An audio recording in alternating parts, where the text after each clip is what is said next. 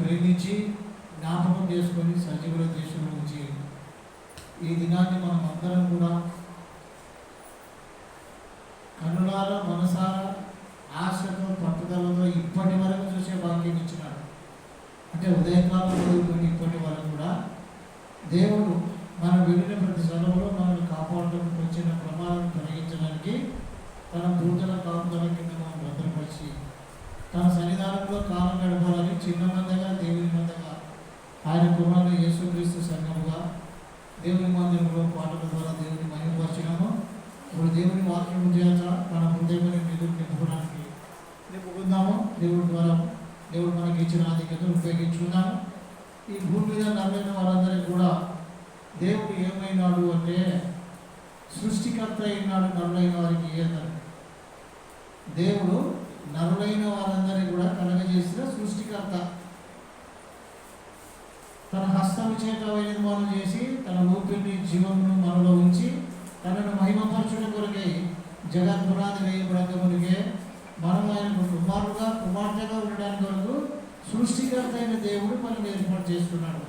ఆ ఏర్పాటులో ఆయన తన శరీరాన్ని సంఘమని ఆయన సంఘమని శరీరాన్ని మన కొరకు బలిగాను అర్పణకు ఇచ్చి లోకంలో మనందరి కూడా సృష్టికర్త అయిన దేవుడు తన స్వరక్తం ఇచ్చి సంపాదించిన తన శరీరంలోని అవయవులుగా ఉన్నట్టుగా మనల్ని జ్ఞాపకం చేసుకున్నాడు, కాపాడాడు. అందుకే ఈరోజు దేవుని వాక్యంలో మనమందరం కూడా మనల్ని కలగజేసిన దేవునికి మనము మనోహరమైన వారిగా ఉండాలా. ఈరోజు మనం చదువుకునే మాట మనను కలగజేసిన దేవునికి మనము మనోహరమైన వారిగా ఉండాలి. ఆయన కోరికది.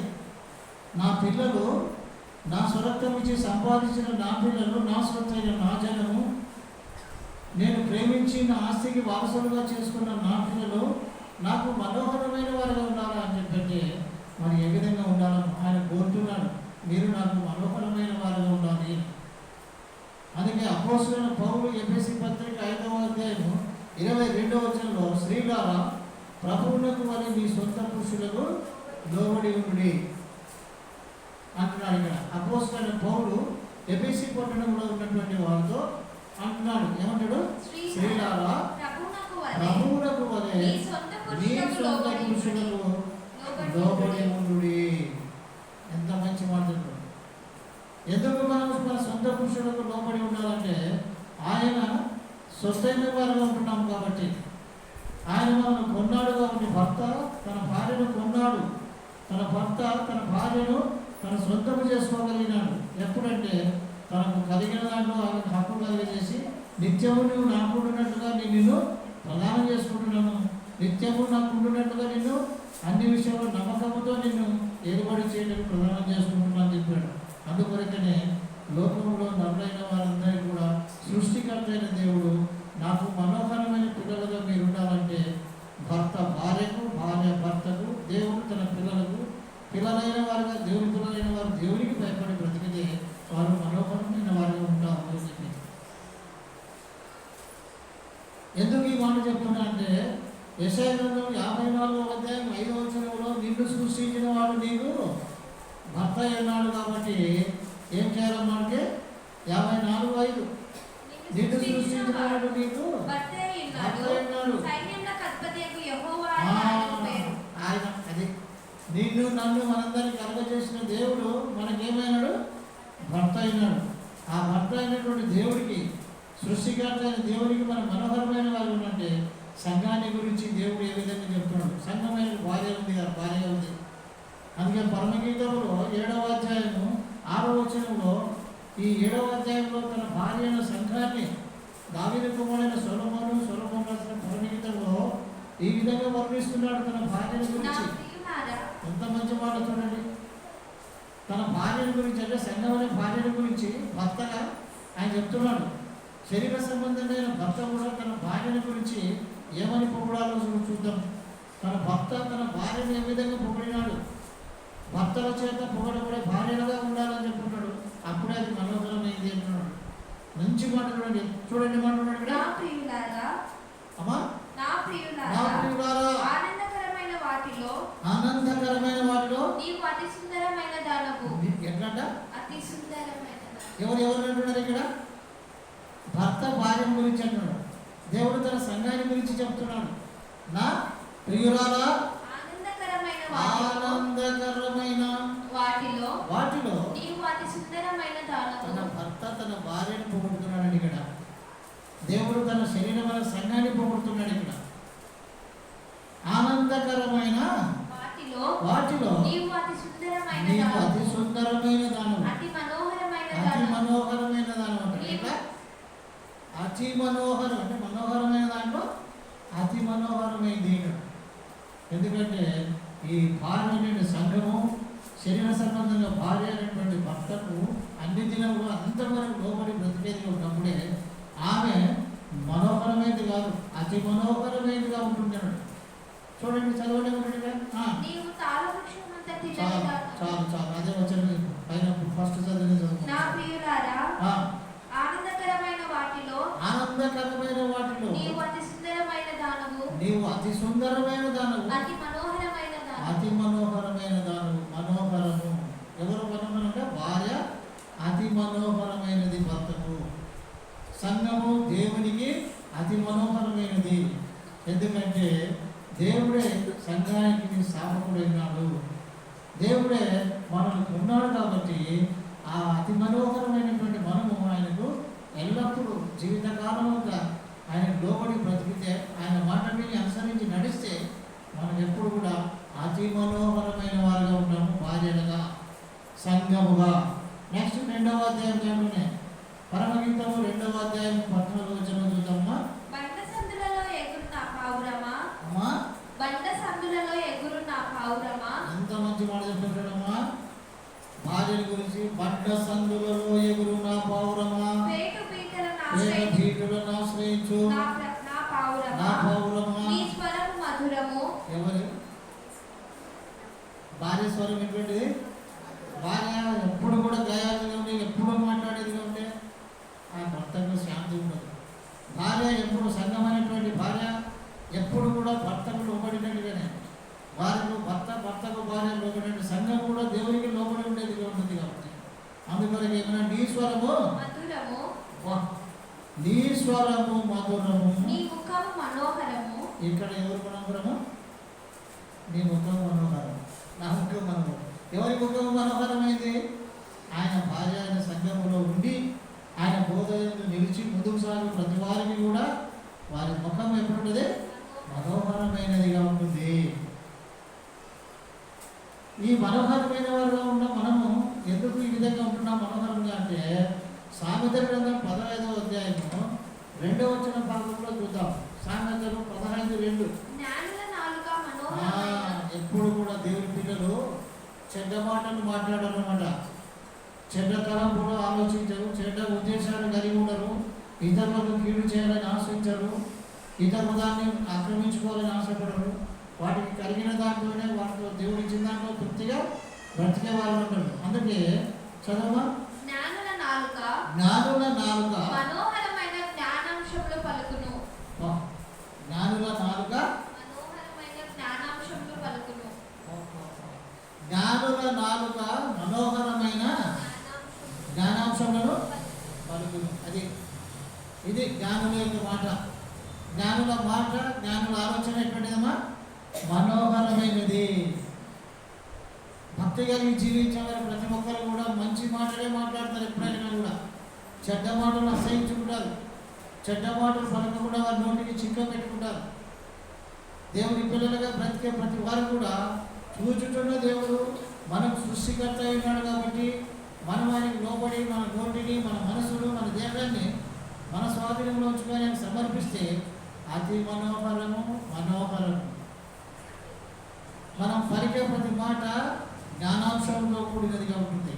అందుకొరకే ఈ జ్ఞానాధారమైన దేవుడు మనతో ఏమంటున్నాడంటే, నేను వెలుగునైనాను, నా వెలుగు కలిగిన జీవితం మీరు జీవించేవారుగా ఉంటే మీరు ఎప్పుడూ మనోహరమైన వారిగా ఉంటారని ప్రసంగి గ్రంథం 11వ అధ్యాయము 7వ వచనంలో చూస్తే వెలుగు మనోహరమైనది. ఎంత మంచి మాట అండి. వెలుగు మనోహరమైనది. సూర్యుని చూచుట కన్నుల కింపుగా ఉన్నది. మనం ఏమంట? వెలుగైన దేవుని అంటే వెలుగుగా ఏమన్నాడు? వెలుగు మనోహరమైనది. వెలుగు మనోహరమైనది. అక్కడ నుండి వచ్చి ఇప్పుడు చెప్తాడు ఇక్కడ, అది నేను భార్య భర్తలు ఇద్దరు మనోహరమైన చెప్తాడు. వెలుగు మనోహరమైనది, సూర్యుని చూచుట కన్నులకు ఇంపుగా ఉన్నది. వెలుగు మనోహరమైనది. ఎందుకు వెలుగు మనోహరమైందంటే లోకానికి నేను వెలుగైన ఉన్నాను. యోహాను సువార్తలో 8వ అధ్యాయంలో 12వ వచనంలో నేను లోకమునకు వెలుగైనాను, నన్ను వెంబడించేవాడు చీకటిలో నడవక జీవపు వెలుగు కలిగి జీవిస్తాడు అని చెప్పింది. అందుకే ఆ వెలుగు మనోహరమైంది. ఈ లోక సంబంధమైన సూర్యుని ద్వారా వచ్చే వెలుగు కంటే కూడా ఆయనే వెలుగైనాడు. కాబట్టి ఈ సూర్యచంద్ర నక్షత్రాలన్నీ కూడా లేకపోయినా ఆయన ఎప్పుడు వెలుగైన వాడిగా ఉంటాడు. కాబట్టి ఎప్పుడు వెలుగుస్తూనే ఉంటాడు. కాబట్టి వెలుగు ఏమైంది? ఇప్పుడు మనోహరమైనది. బాగా ఆలోచన చేస్తున్నారు. వెలుగు మనోహరమైంది అన్నప్పుడు ఎందుకు ఆ వెలుగు మనోహరమైందంటే ఆ వెలుగు లోకంలో ఉన్న చీకటిని తీసివేయడానికి కొరకై వెలుగుగా వచ్చున్నాడని యోహాను సువార్త 1వ అధ్యాయము మరి మనకు 4వ వచన భాగము 9వ వచన భాగము చదువుతున్నాడు ఇక్కడ. ఆయనలో జీవముండెను. వెలుగైన దేవుడు ఏముందమ్మా? జీవముండెను. జీవముండెను. ఆ జీవము మనుషులకు వెలుగై ఉండెను. ఆ జీవము మనుషులకు వెలుగై ఉండెను. ఆ వెలుగు మనుషులకు జీవమై ఉండెను. నెక్స్ట్ ఆ వెలుగు చీకటిలో ప్రకాశించుచున్నది గాని, వెలుగైన దేవుడు చీకటిలో ప్రకాశిస్తున్నాడు కానీ చీకటి దాన్ని గ్రహింపకుండెను. ఇప్పుడు ఇంతగా చర్చి బిల్డింగ్ పెట్టుకొని మనం అందరం కూడా ప్రతి ఆదివారం, బుధవారం, శుక్రవారం 7 రోజుల్లో ప్రార్థన చేయాలని ఆశించి మనం దీన్ని దేవుని సంఘంలో ఉన్న కూడా దేవుని గురించిన ఆలోచన కానీ జ్ఞానం లేని వారు ఉంటే వారు చీకటిలో నడిచిన వారు అవుతారు.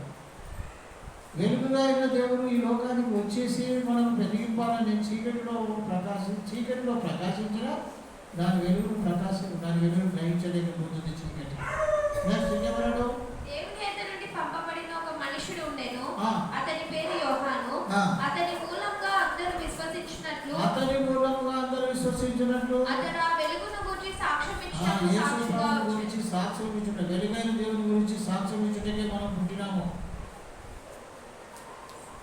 యేసు ప్రభు ఎందుకు పుట్టినాడు అంటే సత్యం గురించి సాక్ష్యం చెప్పడానికి వచ్చినాడు. ఆ సత్యమైనటువంటి వెలుగైన దేవుడిని మనం ప్రకటించడానికి పుట్టిన వారు ఉండాలి. అప్పుడు మనము మనోహరంలో అతి మనోహరంగా ఉంటాము. అందరికంటే ఎక్కువ మనోహరము అతి మనోహరం అంటే భార్య అతి మనోహరం అయితే పిల్లలు మనోహరం.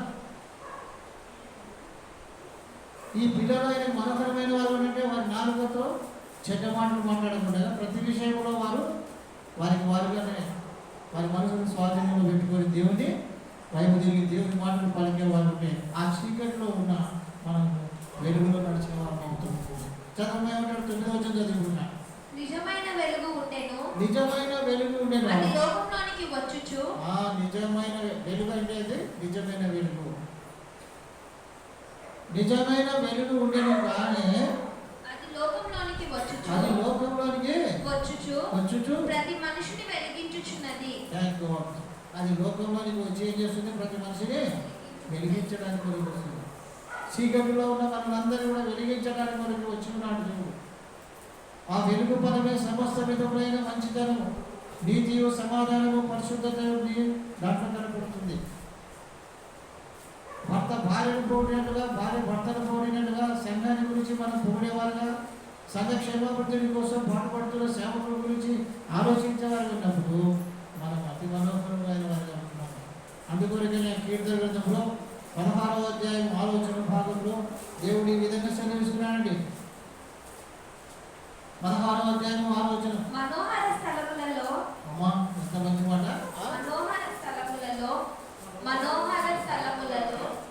మనోహరమైన స్థలములలో నాకు పాలు ప్రాప్తించెను. ఇది మనోహరమైన స్థలములలో నాకు పాలు ప్రాప్తించెను. శ్రేష్టమైన స్వాస్థ్యము నాకు కలిగెను. ఇది ఎక్కడ దొరుకుతుంది? అది మనోహరమైన వాక్యం ఎక్కడ దొరుకుతుంది? మనోహరమైన స్థలం. ఏ స్థలం అది? దేవుని బిడ్డలు కూర్చొని ఆనందించే స్థలం. ఆ స్థలంలోనికి వచ్చే ప్రతి వారు కూడా బాధల్లో, వేదనలో, శోధనలలో, శారీరకంగా, మానసికంగా, ఆర్థికంగా ప్రతి తొందరపాటులో ఉన్న మరణానికి చేరువైన స్థితిలో ఉన్న వారు ఉన్న ఆ స్థలంలోనికి వచ్చి ఆయన ఉండే ఆయన ఉండే స్థలానికి వచ్చి ఆయన వాక్యం బోధించబడే స్థలానికి వచ్చినప్పుడు వారు స్వస్థత చింతులై సమాధానం పడుతుంటారు. మరొకసారి చదవండి 16 చెప్పండి. మనోహరమైన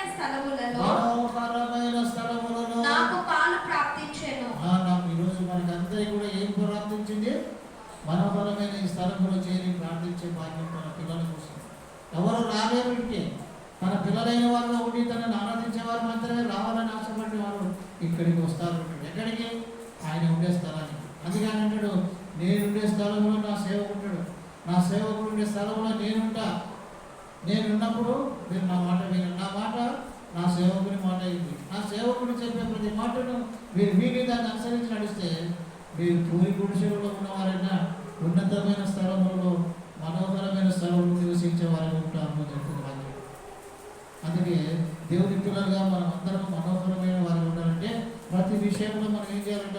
147వ కీర్తన మొదటి వచనం చూస్తే, యెహోవాను స్తుతించుడి, మన దేవునికి స్తోత్రగానం చేయడం మంచిది. నా పిల్లలారా, ఎవరిని స్తుతించారా? యెహోవాను స్తుతించుడి, మన దేవునికి స్తోత్రగానం చేయండి, పాటలు పాడండి, ప్రార్థన చేయండి. నా స్థలంలోనికి వచ్చినప్పుడు నన్ను ఆరాధించండి. నా స్థలంలోనికి వచ్చినప్పుడు మీ దేహంలో దేవాలయం నాకు సమర్పించండి. అప్పుడు అది మంచిది అన్నాడు. అది మంచిది. దాంతోపాటు అది మంచిది.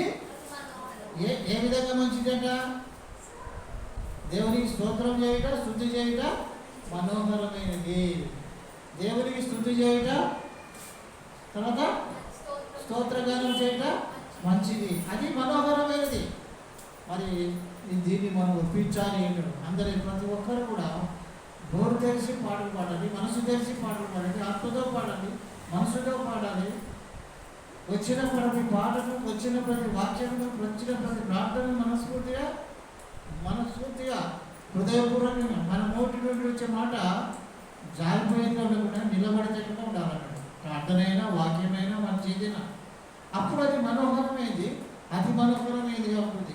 నెక్స్ట్ 2వ పాయింట్లో 135వ కీర్తన, దేవుడు ఏమైనాడు కాబట్టి అది మనోహరమైనదిగా ఉంటుందని, స్తుతి చేయుట, స్తోత్రగానం చేయట మంచిది, అది మనోహరమైంది అని కదా. ఏమైనాడు కాబట్టి మనం ఆయన చేయాలని చెప్పి చూస్తే, యెహోవా 135వ కీర్తన 3వ వచన భాగం, యెహోవా దయాళుడు, యెహోవాను స్తుతించుడి. ఎవరో కాదండి, మన దేవుడు, మన సృష్టికర్త అయినటువంటి దేవుడు, మనకు భర్త అయిన దేవుడు, స్వరక్తమిచ్చి సంపాదించిన తన శరీరమును సంఘంలో తన పిల్లలుగా ఉండాలని చేర్చుకున్న దేవుడు దయాళుడు. ఎంత గొప్ప దేవుడు అండి. అమ్మా, నీ భర్త దయాళుడు, నీ భర్త ప్రేమ కలిగిన వాడు అంటే భార్యకి ఎంత సంతోషం. నీ భార్య మనోహరమైనది, మంచిది అని చెప్పండి. ఎట్లా ఉంటున్నట్టు అంటే ఒకరినొకరు పొగడబడగా, సంఘము దేవుడు ద్వారా దేవుడు సంఘాన్ని రెండింటి పొగుడుకుని అడిగిన భార్య భర్తలు కూడా ఒకరినొకరు పొగుడుకునే వారిగా ఉండాలి. ఒకరినొకరు ప్రేమకు భక్తులై నిలిచి ఆశీర్వాదాలు పొందాలి అని చెప్పి. అందుకే యెహోవా దయాళుడు, యెహోవాను స్తుతించుడి, ఆయన నామమును కీర్తించుడి, ఆయన నామమును కీర్తించుడి. నిజంలో నీకు దర్శించడానికి పోయినప్పుడు ఈ లేఖనాలన్నీ హృదయంలోకి వచ్చేసినటువంటి మాటలు తీసుకున్నాడు అంతే. ఈరోజు దైవజనులతో నేనే మాట్లాడాలని చెప్పి అనుకున్నాను, కానీ వారే ఈరోజు మీరు మాట్లాడండి అని చెప్పేసి నేను ఈరోజు చెప్తానా సరే ఆయన అడగాలి, చేయాలి ఈరోజు అనుకున్నాను, కానీ నాకే సమయం ఇచ్చాను. అందుకొరకనే యెహోవా దయాళుడు, యెహోవాను స్తుతించుడి, ఆయన నామమును కీర్తించుడి, అది మనోహరము. ఇది తన పిల్లలు చేసే పనులన్నీ ఈ విధంగా చేసుకుంటే మనోహరం. తన పిల్లలు, భార్య అతి మనోహరము, పిల్లలు మనోహరము. ఎందుకంటే దేవుని ఎప్పుడు కూడా జ్ఞాపకం చేసుకొని ఆరాధించేవారు ఉంటున్నాము, ప్రార్థించేవారు ఉంటున్నాము, బలపరిచేవాడు అని చెప్పి దేవుడు మనల్ని ఆశ్రయిస్తున్నాడు. అందుకే సామెతల గ్రంథం 2వ అధ్యాయం 10వ భాగంలో దేవుడు సెలవిస్తున్నాడు, జ్ఞానము నీ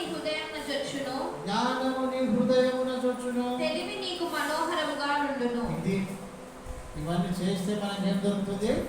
జ్ఞానం దొరుకుతుంది, తెలివి దొరుకుతుంది. ఈ జ్ఞానము, ఈ తెలివి భూ సంబంధమైనదిగా ఉండకుండా పరలోక సంబంధమైనదిగా ఉంటే అది ఏమైతుందమ్మా? మనోహరము. జ్ఞానము నీ హృదయమున చొచ్చును, తెలివి నీకు మనోహరముగా ఉండును. ఇప్పుడు ఎప్పుడైతే వింటావో ఆ బుద్ధి నిన్ను కాపాడుతుంది, వివేచన నీకు కాలిగా వస్తుంది. నిన్ను, నీ భర్తకు, నీ భార్యకు, నీ పిల్లలకు, నీ కుటుంబంలో నీ చేతి పనులకు ఆయన తోడుగా, నీడగా, ఆపుగా, కాపుగా ఉండి మరి ఎల్లప్పుడూ మీరు కాపాడేదిగా ఉంటుందని చెప్పాడు. మరి మనం అందరం ఆయన ద్వారా కాపాడబడాలి. నిత్యము మనం అతి మనోహరమైన వారిగా దేవునికి ఉండాలంటే ఆయన చెప్పిన ఇవన్నీ చేస్తూ పోతే ఐక్యతలు, బంధము, ప్రేమ. ఎఫెసీ పత్రిక 4వ అధ్యాయం చదువుతుందా? చదవమేమంటాడు? ఎఫెసీ పత్రిక 4వ అధ్యాయము 1-2 వచనాలు. కాబట్టి మీరు సమాధానమైన బంధము చేత, మీరు మనమందరం మీరు సమాధానమైన బంధము చేత ఆత్మ కలిగించు ఐక్యమును, ఆత్మ కలిగించు ఐక్యమును కాపాడుకొనుటయందు, ఆత్మను కలిగించు ఐక్యమును కాపాడుకొనుటకు శ్రద్ధ కలిగిన వారై. ఎట్లా మనమందరం అతి మనోహరమైన వారుగా, మనోహరంగా ఉండాలంటే శ్రద్ధ కలిగి ఉంటే మనమందరం కూడా భాగ్యవంతులం. పేదవారమైన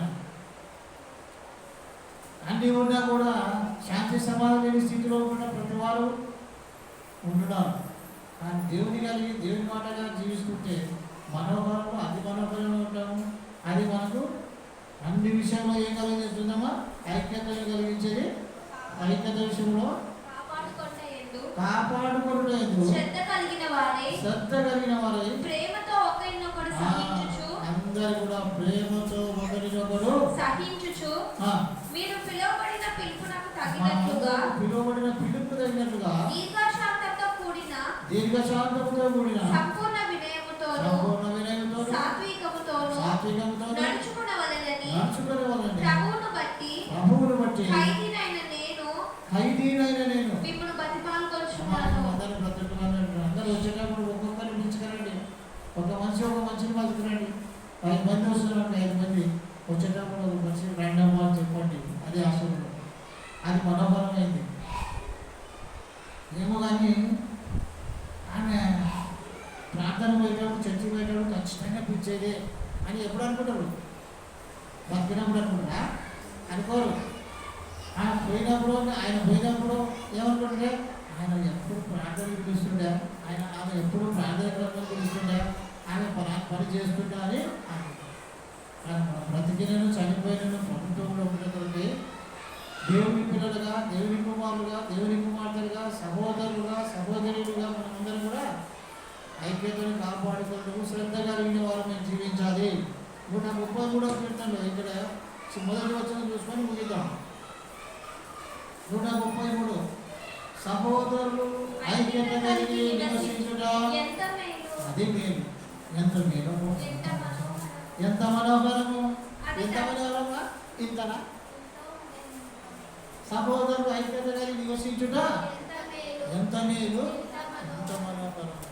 మనమందరం కూడా దేవుని పని విషయంలో ఐక్యత కలిగి సద్భావంతో, సంపత్తితో, ప్రేమ కలిగి నడుస్తూ ఆయన కుమారుని శ్రేయస్సు ఎదిగే వారిగా ఉండాలా. అప్పుడు ఆయన మనల్ని చూసి భర్త తన భార్యను పొగిడినట్టుగా ఆయన మనల్ని కూడా పొగిడి అందరిలో ప్రశంసించి మనకు ఆశీర్వాదములను, ఐశ్వర్యము, ధనఘనతలను మన జీవితాలకు, మన కుటుంబాలకు, సంఘానికి ఇచ్చి ఆశీర్వదిస్తారని ఈ వాక్యం ద్వారా నేను మనవి చేస్తున్నాను. నమ్మిన మనమందరం కూడా అంతవరకు ఓపికతో నడచాలని వాక్యం ద్వారా మనవి చేస్తూ ముగిస్తున్నాను. Thank you sir.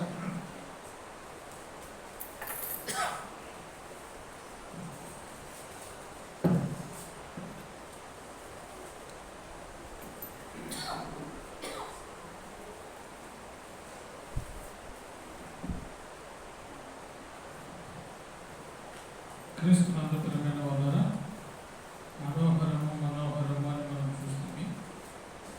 ఏది మనోహరమైనది అంటే దేవుని యొక్క మాట